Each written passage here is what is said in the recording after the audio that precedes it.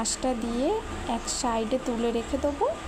তুলে নেওয়ার পরে মাছটাতে আমি একটা আলু আর হাফ মতন বেগুন, একটা বেগুনের হাফ নিয়ে নিয়েছি, দিয়ে ওই বেগুনটা আর আলুটা ওই তেলের মধ্যেই দিয়ে দেবো। দিয়ে ওতে সামান্য একটু নুন আর একটু হলুদ দিয়ে বেগুনটা আর আলুটা একটু হালকা ধরনের ভাজবো। বেগুনটা যখন আর আলুটা যখন বেশ হালকাভাবে ভাজা হয়ে যাবে, তখন কি করব, বেগুন আর আলুটাও একটা জায়গায় তুলে নেব। আর বেগুনটা আর আলুটা ভাজার কারণে কি হয়েছে জানো, ওই যে আলুটা আর বেগুনটা না হালকা সেদ্ধ মতন হয়ে গেছে, তো রান্নাটা বেশিক্ষণের টাইম লাগবে না, একটুখানি করলেই হয়ে যাবে। বেশিক্ষণ আলুটা সেদ্ধ হওয়ার জন্য টাইম লাগবে না। তো ওই তেলের মধ্যেই এখন পেঁয়াজ কুচি আর কাঁচা লঙ্কা দিয়ে দেবো। তারপরে কী করবো, পেঁয়াজটা যতক্ষণ একটু বাদামি কালার আসছে, ওইতে কী করবো, আদা রসুন বাটা দিয়ে দেবো।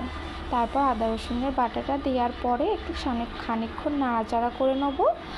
যখন কাঁচা গন্ধটা চলে যাবে আদা রসুনের, ওতে টমেটো কুচি দিয়ে দেবো। টমেটো কুচিটাও দেওয়ার পরে খানিকক্ষণ নাড়িয়ে ওইতে স্বাদ মতন নুন দিয়ে দেবো। স্বাদ মতো নুনটা দেওয়ার পরে যে ভেজে রাখা আলু আর বেগুনটা রেখে দিয়েছিলাম ওটাও দিয়ে দেবো। দিয়ে খানিকক্ষণ একটু নাড়াচাড়া করব।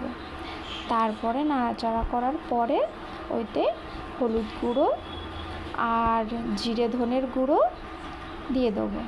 দিয়ে একটু ভালোভাবে কষাবো।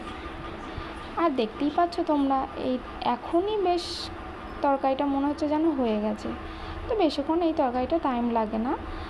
তো তারপরে কী করবো, একটুখানি সামান্য কষিয়ে তারপরে ওতে কী করব, একটুখানি সাইডে একটা আলু এমনি চাপ দিয়ে দেখবো যে হয়েছে নাকি। তো তোমরা তো দেখতেই পাচ্ছ আলু তো সেদ্ধ হয়ে গেছে। তাই ওতে কী করবো, পরিমাণ মতন জল দিয়ে দেবো। তো জলটা দেওয়ার পরে একটুখানি ওয়েট করব যতক্ষণ না ওই ঝোলটা একটু ফুটে আসে।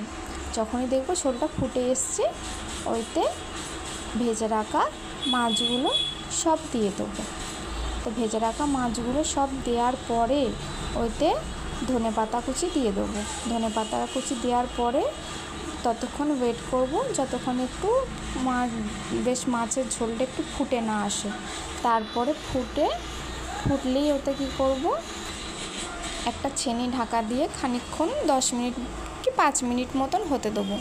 তো তারপরেই ছোটো মাছের যে চুনো মাছের ঝাল রেডি হয়ে গেল। এই মাছটা তোমরা গরম ভাতের সাথে